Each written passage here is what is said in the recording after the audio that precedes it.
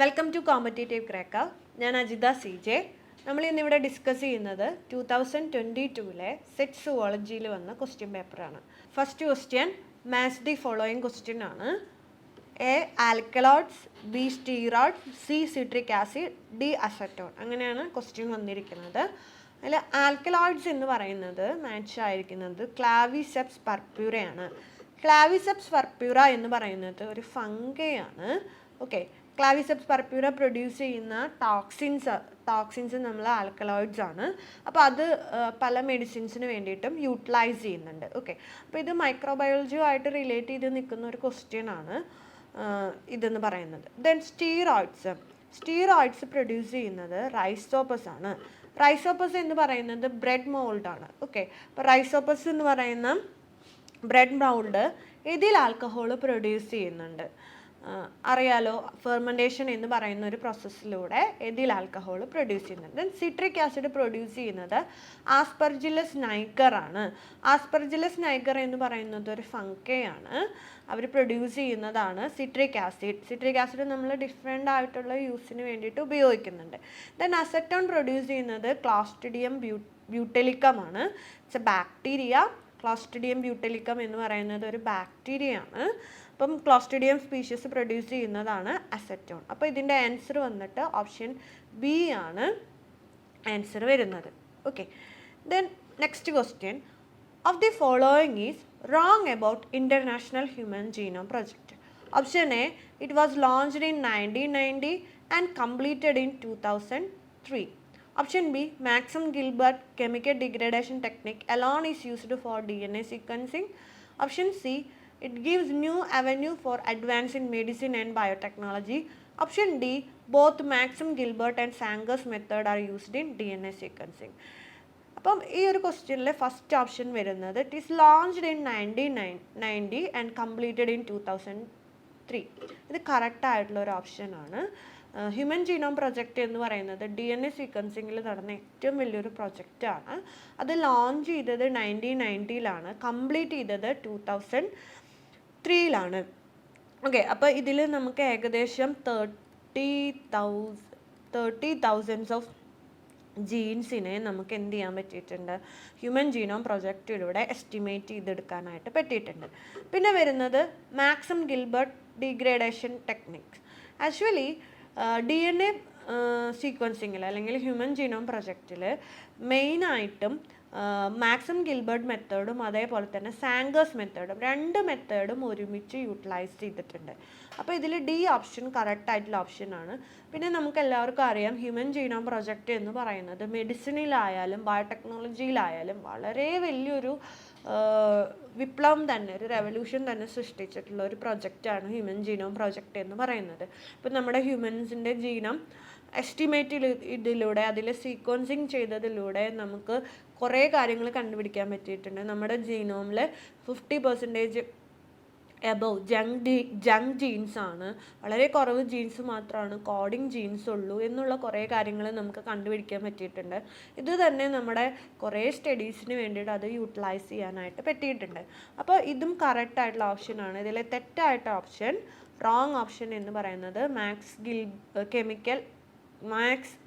Gilbert chemical degradation technique alone is used for DNA sequencing. അപ്പോൾ wrong ആയിട്ടുള്ള ഓപ്ഷനാണ് നമ്മളോട് ചോദിച്ചിരിക്കുന്നത്. അപ്പോൾ ഇതിൽ ഓപ്ഷൻ എന്ന് പറയുന്നത് ബി ആണ്. ഓക്കെ, അടുത്ത question. Replication of DNA take place during. Option A, M phase of cell cycle. Option B, G1 phase of cell cycle. Option C, G2 phase of cell cycle. Option D, S phase of cell cycle. Okay, അപ്പോൾ replication മെയിനായിട്ടും നടക്കുന്നത് S phase of cell സൈക്കിളിലാണ്, synthetic phase of cell സൈക്കിളിലാണ്. Okay, അപ്പം നമുക്കറിയാം മെയിനായിട്ടും DNA replication എന്ന് പറഞ്ഞു കഴിഞ്ഞാൽ DNA കണ്ടൻറ്റ് കൂട്ടുക എന്നുള്ളതാണ് മെയിനായിട്ടും വരുന്നത്. അവിടെ ക്രോമസോം നമ്പർ കൂടണില്ല. അവിടെ എന്താണ് മെയിനായിട്ടും വരുന്നത്, DNA ഡബിളിങ് ചെയ്യുക എന്നുള്ളൊരു പ്രോസസ്സാണ്. അപ്പോൾ നമ്മളൊരു സെൽ സൈക്കിൾ എടുത്തു കഴിഞ്ഞ് കഴിഞ്ഞാൽ സെൽ സൈക്കിളിൽ മെയിനായിട്ടും വരുന്ന ഫേസുകൾ എന്ന് പറയുന്നത് G1 phase, S phase, then G2 phase, then M phase, അങ്ങനെ 4 ഫേസുകളാണ് വരിക. അതിനകത്തെ എസ് ഫേസിലാണ് അല്ലെങ്കിൽ സിന്തറ്റിക് ഫേസിലാണ് റിപ്ലിക്കേഷൻ എന്ന് പറയുന്ന പ്രോസസ്സ് നടക്കുന്നത്. അവിടെയാണ് DNA കണ്ടൻറ്റ് ഡബിളിങ് ചെയ്യുന്നത്. അപ്പോൾ DNA കണ്ടൻറ്റ് ഡബിളിങ് ചെയ്താൽ മാത്രമാണ് ഡിവൈഡ് ചെയ്യുന്ന സമയത്ത് സെല്ലുകൾക്ക് എന്ത് ചെയ്യാൻ പറ്റുള്ളൂ, DNA നമുക്ക് ഈക്വലി ഡിവൈഡ് ചെയ്ത് കൊടുക്കാനായിട്ട് പറ്റുന്നത്. ഇൻ കേസ് ഡിവൈഡ് ചെയ്തില്ല, റിപ്ലിക്കേഷന് ശേഷം ഡിവിഷൻ നടന്നില്ലെങ്കിൽ പോളിപ്ലോയിഡ് ആയിട്ടുള്ള സെല്ലുകൾ ഫോം ചെയ്യാനുള്ള കാരണത്തിലോട്ട് എത്തും. ക്ലിയർ ആയല്ലോ? Okay, next question, match the following. ഇത് മെയിനായിട്ടും മൈക്രോബ്സുമായിട്ട് റിലേറ്റ് ചെയ്തിട്ടുള്ള ക്വസ്റ്റ്യൻ ആണ്. ഡിസീസുകൾ ഏതൊക്കെയാണ് മെയിനായിട്ട് വരുന്ന ഡിസീസുകൾ, അതിൻ്റെ കോസറ്റീവ് ഏജൻസ് ഏതൊക്കെയാണെന്നുള്ള രീതിയിലാണ് ക്വസ്റ്റ്യൻ ചോദിച്ചിരിക്കുന്നത്. ഓക്കെ, അപ്പം പ്ലേഗ് എന്ന് പറയുന്നത് കോസ് ചെയ്യുന്നത് ഏത് ഓർഗാനിസമാണ് എന്നുള്ളതാണ്. ഓക്കെ, ദെൻ ടെറ്റനസ് കോസ് ചെയ്യുന്നത് ഏത് ഓർഗാനിസമാണ്, ടൈഫോയിഡ്, ദെൻ സിഫിലിസ്. ഓക്കെ, അപ്പം നമ്മൾ ടൈഫോയിഡ് കോസ് ചെയ്യുന്നത് സാൽമണല്ല ടൈഫിയാണ് അല്ലേ. ടെറ്റനസ് ക്ലോസ്ട്രിഡിയം ടെറ്റനിയാണ്. ദെൻ പ്ലേഗ് യെർസീനിയ പെസ്റ്റിസ് ആണ്. സിഫിലിസ് കോസ് ചെയ്യുന്നത് ട്രെപ്പോനീമ പലീഡിയമാണ്. സിഫിലിസ് കോസ് ചെയ്യുന്നത് ട്രെപ്പോനീമ പലീഡിയമാണ് കോസ് ചെയ്യുന്നത്. അപ്പോൾ പ്ലേഗ് യെർസീനിയ പെസ്റ്റിസ് ആണ് കോസ് ചെയ്യുന്നത്. ഓക്കെ, അപ്പോൾ പ്ലേഗ് കോസ് ചെയ്യുന്നത് യെർസീനിയ പെസ്റ്റിസ് ആണ്. ടെറ്റനസ് കോസ് ചെയ്യുന്നത് ക്ലോസ്ട്രിഡിയമാണ്. ദെൻ ടൈഫോയിഡ് സാൽമണല്ല ടൈഫിയാണ്. സിഫിലിസ് ട്രെപ്പോനീമ പലീഡിയമാണ്. ഓക്കെ, അപ്പോൾ ഇതിൻ്റെ കറക്റ്റായിട്ടുള്ള ആൻസർ വരുന്നത് ഏതാണ്? ആൻസർ വരുന്നത് ഓപ്ഷൻ ബി ആണ്. ഓക്കെ, ദെൻ അടുത്ത question, the phenomenon that keeps the members of colony on the alert to face a danger. Okay, അപ്പം ഇത് ഫിറമോണുമായിട്ട് ബേസ് ചെയ്തിട്ടുള്ളതാണ് ഈ ക്വസ്റ്റ്യൻ. ഫിറമോൺ എന്ന് പറയുന്നത് എന്താണ്? കെമിക്കൽ മെസ്സഞ്ചേഴ്സ് ആണ്. ഇൻസെക്റ്റുകളിൽ അവർ കമ്മ്യൂണിക്കേഷന് വേണ്ടിയിട്ട് യൂസ് ചെയ്യുന്ന കെമിക്കൽ മെസ്സഞ്ചേഴ്സ് ആണ് എന്ത് ഫിറമോൺസ് എന്ന് പറയുന്നത്. നമ്മുടെ ഹോർമോൺസ് പോലെ തന്നെയാണ് ഫിറമോൺസും ആക്ട് ചെയ്യുന്നത്. അപ്പോൾ നമ്മൾ ഉറുമ്പുകളൊക്കെ ഒരു കോളനി ആയിട്ട് മൂവ് ചെയ്യാനുള്ള മെയിനായിട്ടുള്ള കാരണം ഫിറമോൺസ് ആണ്. അല്ലെങ്കിൽ ഹണി ബീസിൻ്റെ കോളനി ഫോം ചെയ്യാനുള്ള മെയിനായിട്ടുള്ള കാരണം ഫിറമോൺസ് ആണ്. അപ്പോൾ ഫിറമോൺസിൽ തന്നെ 8 ടൈപ്പ് ഓഫ് ഫിറമോൺസ് പ്രൊഡ്യൂസ് ചെയ്യുന്നുണ്ട്. അപ്പോൾ ഈ ഫിറമോൺസിൻ്റെ വേരിയേഷൻ അനുസരിച്ചിട്ട് ഓരോ ഫിറമോൺസിനും ഡിഫറെൻ്റ് ആയിട്ടുള്ള ഫങ്ഷൻസ് ആണ് ഉള്ളത്. അപ്പോൾ ഇവിടെ നമ്മളോട് ക്വസ്റ്റ്യൻ ചോദിച്ചിരിക്കുന്നത് അലേർട്ട് ഫിറമോണായിട്ട് ആക്ട് ചെയ്യുന്നത് ഏതാണെന്നാണ് ചോദിച്ചിരിക്കുന്നത്. അപ്പോൾ അലേർട്ട് ഫിറമോണായിട്ട് ആക്ട് ചെയ്യുന്നത് option A recognition pheromone, option B alarm pheromone, option C marker pheromone, option D trail pheromone. അപ്പോൾ ഇതിനകത്ത് ഏത് ഫിറമോണാണ് അലേർട്ട് ഫിറമോണായിട്ട് ആക്ട് ചെയ്യണേ എന്നുള്ളതാണ് മെയിനായിട്ട് നമ്മളോട് ചോദിച്ചിരിക്കുന്നത്. അപ്പം ഇവിടെ മെയിനായിട്ടും അലേർട്ട് ഫിറമോണായിട്ട് ആക്ട് ചെയ്യുന്നത് അലാറം ഫിറമോണാണ്. ഡേഞ്ചറിനെ മെയിനായിട്ട് റെക്കഗ്നൈസ് ചെയ്യാൻ വേണ്ടി ഹെൽപ്പ് ചെയ്യുന്നത് അലാം ഫിറമോണാണ് മെയിനായിട്ടും ഇതിന് വേണ്ടിയിട്ട് ഹെൽപ്പ് ചെയ്യുന്നത്. ഓക്കെ, ദെൻ അടുത്തത് seasonal back and forth movement of animals between their feeding and breeding grounds. Option A biorhythm, option B orientation, option C homing and option D migration. ഇതിൻ്റെ answer വന്നിട്ട് migration ആണ്. Seasonal back and forth movement, അതായത് മുന്നോട്ടും തിരിച്ചുള്ള movement നടക്കുന്നത് migratory movement ആണ്. അപ്പോൾ നമുക്കറിയാം മൈഗ്രേഷൻ എന്തിനു വേണ്ടിയിട്ടൊക്കെയാണ് നടത്തുന്നത്? ഫുഡിന് വേണ്ടി മൈഗ്രേഷൻ നടത്താറുണ്ട്, ഹാബിറ്റാറ്റിന് വേണ്ടി മൈഗ്രേഷൻ നടത്താറുണ്ട്, മേറ്റിന് വേണ്ടി മൈഗ്രേഷൻ നടത്താറുണ്ട്, റീപ്രൊഡക്ഷന് വേണ്ടി മൈഗ്രേഷൻ നടത്താറുണ്ട്. അപ്പോൾ അങ്ങനെ മൈഗ്രേറ്റ് ചെയ്യുന്ന ഒരുപാട് ജീവികൾ നമുക്ക് കാണാനായിട്ട് പറ്റും. എസ്പെഷ്യലി ആർട്ടിക് ടേൺ, അതേപോലെ തന്നെ സാൽമൺ ഫിഷുകൾ, ഈല്, ഇതൊക്കെ മെയിനായിട്ട് മൈഗ്രേഷൻസ് നടത്തുന്ന ഓർഗാനിസംസ് ആണ്. അപ്പോൾ മൈഗ്രേഷൻ എന്ന് പറയുന്നത് ബാക്ക് ആൻഡ് ഫോർത്ത് മൂവ്മെൻ്റ് ആണ്. ദെൻ അടുത്തതാണ് ഇവിടെ വരുന്നൊരു മൂവ്മെൻ്റ് ആണ് ഓറിയൻറ്റേഷൻ എന്ന് പറയുന്നത്. ഓറിയൻറ്റേഷൻ എന്ന് പറയുന്നത് ഒരു ഡയറക്ഷണൽ മൂവ്മെൻ്റ് ആണ്. ഇത് ഓർത്ത് വെക്കണം. ഓറിയൻറ്റേഷൻ എന്ന് പറയുന്നത് ഒരു ഡയറക്ഷണൽ മൂവ്മെൻ്റ് ആണ്. ഇത് ഇൻഡ്യൂസ്ഡ് ബൈ സ്റ്റിമുലൈ ആണ്. ഒരു സ്റ്റിമുലസിൻ്റെ ഇൻഡ്യൂഷൻ കാരണം അല്ലെങ്കിൽ അതിൻ്റെ ഇൻഡ്യൂഷൻ മൂലം ഉണ്ടാവുന്ന ഒരു മൂവ്മെൻ്റ് ആണ് ഓറിയൻറ്റേഷൻ മൂവ്മെൻറ്റ് എന്ന് പറയുന്നത്. ഓക്കെ, അപ്പം ഇതിനെ നമുക്ക് രണ്ടായിട്ട് ഡിവൈഡ് ചെയ്യാം. ഓറിയൻറ്റേഷനെ നമുക്ക് രണ്ടായിട്ട് ഡിവൈഡ് ചെയ്യാം. എങ്ങനെയാണ് ഓറിയൻറ്റേഷനെ രണ്ടായിട്ട് ഡിവൈഡ് ചെയ്യാൻ പറ്റുന്നത്? കൈനസീസ് ആൻഡ് ടാക്സീസ് എന്ന് പറഞ്ഞിട്ട് നമുക്ക് രണ്ടായിട്ട് ഡിവൈഡ് ചെയ്യാം. ഓക്കെ, അപ്പോൾ ഓറിയൻറ്റേഷൻ എന്ന് പറയുന്നത് ഒരു ഡയറക്ഷണൽ മൂവ്മെൻ്റ് ആണ് അക്കോർഡിംഗ് ടു ദി സ്റ്റിമുലൈ ആണ്. ഓക്കെ, അപ്പം ഇതിനകത്ത് നമുക്ക് seasonal back and forth movement migration ആണ്, എത്തോളജിയുമായിട്ട് റിലേറ്റ് ചെയ്തിട്ടുള്ള ക്വസ്റ്റ്യൻ ആണ്. Okay, then 7th question, the statement which is not applicable to Urey Miller experiment. Option A, they used in high energy gas chamber filled with water vapor, ammonia, methane and hydrogen. Option B, energy was provided by electric spark using tungsten electrode. Option C, an oxidizing environment is essential for abiogenic synthesis of organic molecules. Option D, the interaction of gases resulted in abiogenic synthesis of organic molecules. Okay, അപ്പം ഇവിടെ first option വരുന്നത് they used in high energy gas chamber filled with water vapour ammonia methane and hydrogen. ഇത് correct ആയിട്ടുള്ള ഒരു ഓപ്ഷനാണ്. നമ്മുടെ ഒരു pre എർത്തിൻ്റെ സെറ്റപ്പാണ് എന്തിൽ ക്രിയേറ്റ് ചെയ്തിരിക്കുന്നത്? യുറേ-മില്ലർ എക്സ്പെരിമെൻറ്റിൽ ക്രിയേറ്റ് ചെയ്തിരിക്കുന്നത്. ആക്ച്വലി യുറേ-മില്ലർ എക്സ്പെരിമെൻ്റ് എന്താണ്? ഒപ്പാരിൻ ആൻഡ് ഹാൽഡേയിൻ്റെ കൺസെപ്റ്റുകളെ പ്രൂവ് ചെയ്യാൻ വേണ്ടി കൊണ്ടുവന്ന എക്സ്പെരിമെൻ്റൽ സെറ്റപ്പാണ് യുറേ-മില്ലർ എക്സ്പെരിമെൻ്റ് എന്ന് പറയുന്നത്. അപ്പോൾ അവിടെ അവർ യൂസ് ചെയ്തത് പ്രീ എർത്തിൽ എങ്ങനെയാണ് ലൈഫ് ഫോം ചെയ്തിരിക്കുന്നതെന്ന് കണ്ടുപിടിക്കാൻ വേണ്ടിയിട്ടാണ് ഈ ഒരു എക്സ്പെരിമെൻ്റ് കണ്ടക്ട് ചെയ്തിരിക്കുന്നത്.